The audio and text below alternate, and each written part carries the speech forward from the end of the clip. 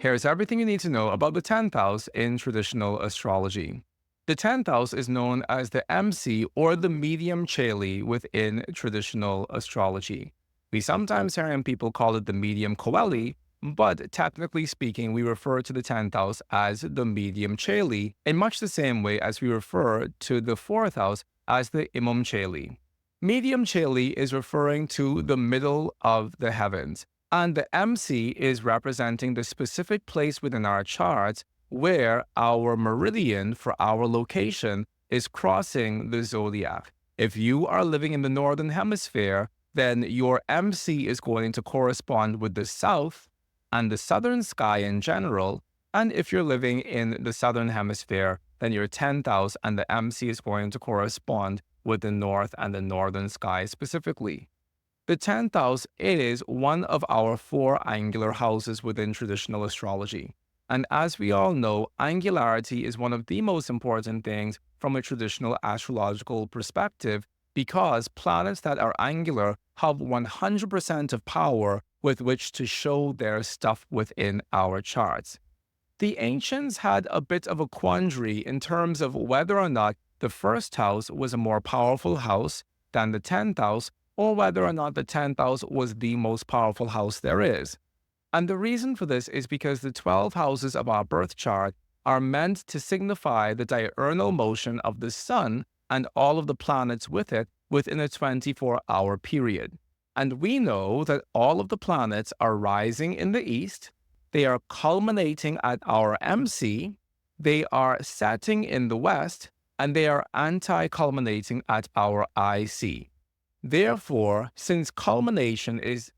technically speaking, the highest part of this journey, then the ancients thought that the culmination of a planet was far more important than the rising of a planet. However, we also have this idea within ancient astrology that says, if there were no rising of the planet in the first place, if there was no birthing of the sky in the east to begin with, then there would be no planet to culminate, because the rising of the planets in the east represents those planets stepping forward into this material realm that we live in. And if there was no birthing of the planets, then there would be no planets to culminate at all. Therefore, we find the ancient astrologers making a compromise and saying that the first house is the most important house there is, astrologically speaking. However, in matters having to do with career, honor, and public prestige, we should view a planet's location in the 10th house to be that much more important than that same planet's location if it were to be located in the first house.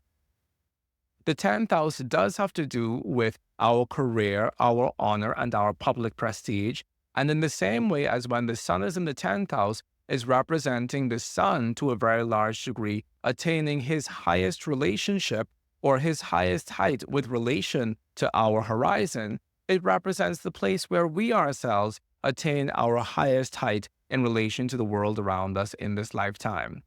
When we have the ruler of the ascendant in the 10th house, it can oftentimes be an indication that we ourselves are people who are completely invested in our own career, and we're completely, overwhelmingly invested with the ways in which we attain professional glory and recognition within this lifetime. This is even more so going to be the truth if you have the ruler of the first house in the 10th house and the ruler of the 10th house in the first house, with the additional piece of information that more often than not, 9 times out of 10, when we have the ruler of the 10th house in the first house, this can also be an indication that we physically look a lot like our mother. From a Uranian astrology perspective, the 10th house is thought of as the self. And that's not actually true, because we don't view the 10th house as a space of empty space as being significant within itself, but we do view the exact crossing of the local meridian and the zodiac to be of extreme importance. And that is what we refer to as the MC. So from a Uranian perspective, the MC isn't an entire house of empty space, but the MC is a very specific calculated point. And that MC is representing the soul, the psyche, and the self of the person who the chart belongs to within this lifetime. So when we have planets that are conjunct our MC within our charts, traditionally speaking, those planets do seem to color a large portion of our own individuality, and those planets do seem to color a large portion of how we approach the world in general, which for a while was a bit of a quandary to me until I learned Uranian astrology and I realized that that MC isn't just having to do with my career aspirations, but the MC from a Uranian perspective is having to do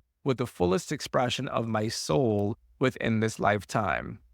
Even though in traditional astrology, the first house is the house of the soul, from a Uranian perspective, the first house cannot have this relationship to the soul, and particularly the ascendant cannot have this relationship to the soul, because the ascendant is a product of the crossing of our local horizon and the zodiac. Therefore, the ascendant from a Uranian perspective has far more to do with the physical environment within which we live, breathe, and have our being. And fortunately or not, we oftentimes consider ourselves to be exactly who that physical environment tells us we are, which is why we can read the ascendant and aspects to the ascendant as being descriptive of our personality within this lifetime. However, from a Uranian perspective, the MC is far closer to the soul of the human being than the ascendant, because the MC is a product of time. Whereas the ascendant is a product of space, the MC is a product of time. Your local meridian is what you use to determine your time zone for your specific location on this earth. Therefore, the crossing of the MC and the zodiac represents the specific crossing point of the specificness of who you are and the everlastingness of who the universe is as expressed through the zodiac, and that conjunction between those two forces is what is most deeply imprinted within the soul and the psyche of the human being within this lifetime. So the human being is more an expression of time, and our human soul is a crystallization of divine time more than it is an expression of the space within which we find it. And for this reason, the MC is thought of being of extraordinary importance from a Uranian astrology perspective, particularly insofar as we are using that MC degree as a means of identifying who the soul of this person is within this lifetime. Coming back to traditional astrology land, the midheaven, and by extension the 10th house, is representing our career and the ways in which we use our physical energy within this lifetime to attain success.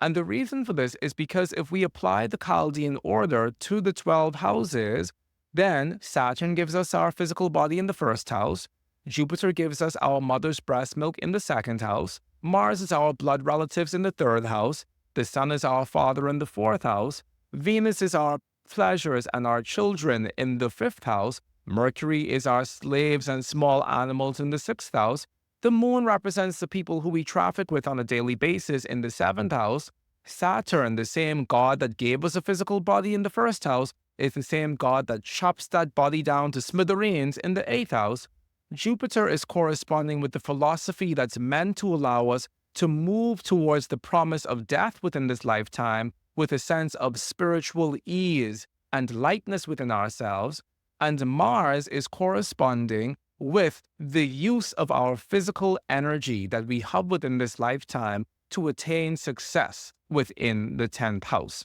Therefore, how we use our muscle power from a physical perspective and how we use our muscle power from a mental and a psychological perspective is represented by the 10th house, insofar as the use of this muscle power, which is ruled by Mars, is something that we must do if we're going to attain any level of success within this lifetime. Any planet that we find within the 10th house, particularly any planet that is the highest elevated planet within our chart, is going to represent a particular career urge that we have within this lifetime. When we have Pluto within the 10th house, this can represent that we find ourselves working with highly powerful or prominent people, and as a result of that, we ourselves might strive towards high positions of power and prominence. However, if the ruler of our 10th house is afflicted, and we find Pluto being the highest elevated planet within our chart, then this can indicate that we do not have the ability to attain the professional heights that we wish to attain,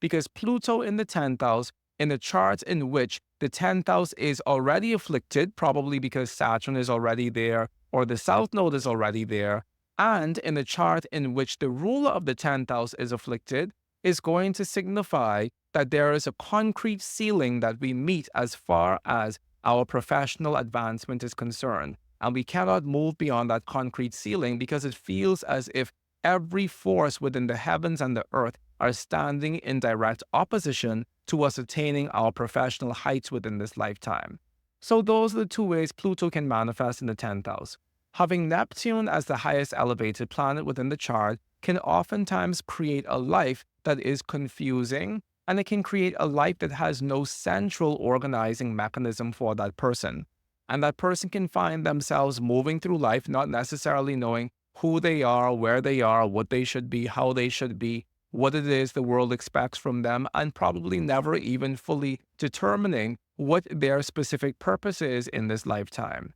This is one of the reasons why we suggest that people who have Neptune conjunct the 10th house go into a field such as philanthropy or volunteer services or saving the animals or Doctors Without Borders, or something that allows them to do something that doesn't necessarily boost their ego, but that allows them to consciously participate in this process of becoming one with everything. Because the Neptunian person is already struggling very hard to maintain some specific sense of who they are within the world as an individual. Therefore, we want for them, instead of having this feeling of searching within their hearts forever, to associate themselves with some philanthropic or some volunteer-based initiative that gives them a sense of themselves wider than their own individual perspective. Because when I can do something that is in benefit and in support of another person,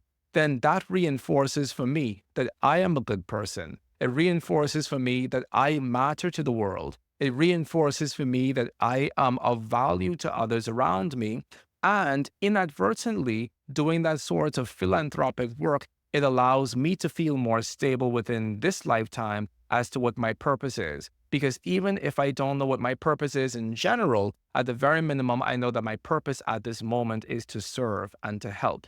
For this reason, people who have Neptune conjunct the 10th house can also do well within the therapy fields as therapists themselves, because they have the ability to take on the story of other people, and they have the ability to understand what's going on within their clients' hearts and minds from their clients' own perspective. But these people also do well within the medical field or the helping or the healing professional in general.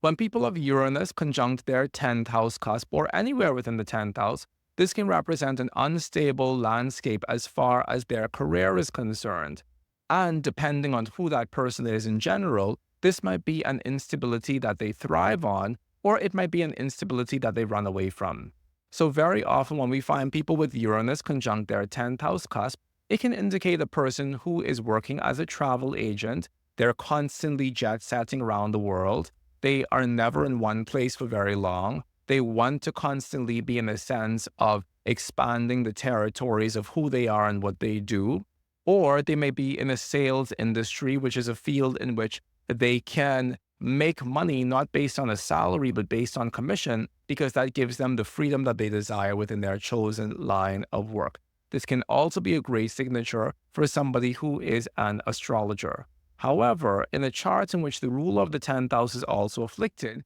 it can also be an indication that this person is having trouble within this lifetime finding a stable source of employment, because every time they feel as if they're finding career stability, that employment, it is taken away from their lives just as quickly as they found it. Having Saturn within the 10th house is something that we oftentimes find within the charts of people who are either choosing a more traditional form of employment, or they're people who are finding themselves in a form of employment that requires heavy lifting, or that makes that person be a beast of burden within whatever they're doing. This is something that we find within the charts of people who work as clerks or cashiers within the grocery store, or people who work as garbage collectors, or people who work in junkyards, or people who are doing work that essentially turns them themselves into beasts of burden. Now, the other part with having Saturn in the 10th house is, yes, this can also represent somebody having a stable government form of employment, because Saturn in the 10th house can also represent working for the government as a means of furthering the common good of everyone. But this can also represent that this is a part of this person's life where they're going to have to do the greatest amount of learning within this lifetime. And possibly when they have their Saturn return, they might find that the issue of their career and who they are and who they are becoming as a vocational being is the major issue that they find themselves facing within the context of their Saturn return.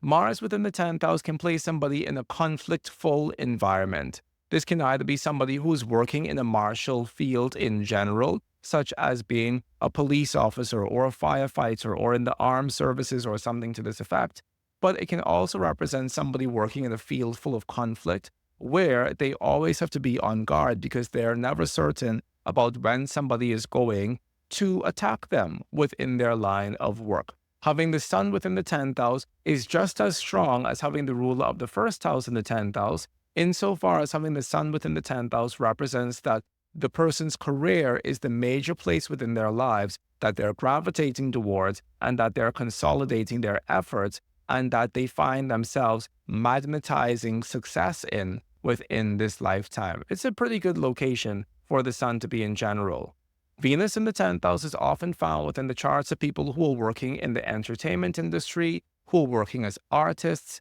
whether that is a visual artist, a performing artist, somebody who is making curtains and drapes, somebody who is making women's clothing, somebody who is making perfumes, or even a hairstylist can have Venus within the 10th house because Venus in the 10th house has to do with the establishment of beauty within the world at large. Having Mercury in the 10th house is wonderful for people who are working within the educational field, but it's also wonderful for somebody who approaches life with a baseline curiosity in general, where they want to be in a constant state of exchange of information and ideas with other people around them, and this could be somebody who is working within the communication industry. And finally, having the moon within the 10th house is something that we often find within the charts of chefs or the charts of people who take their natural instinct to protect and to nurture and to feed and support, and they plug that into whatever line of work they're doing. We see this within the charts of people who are in charge of their institution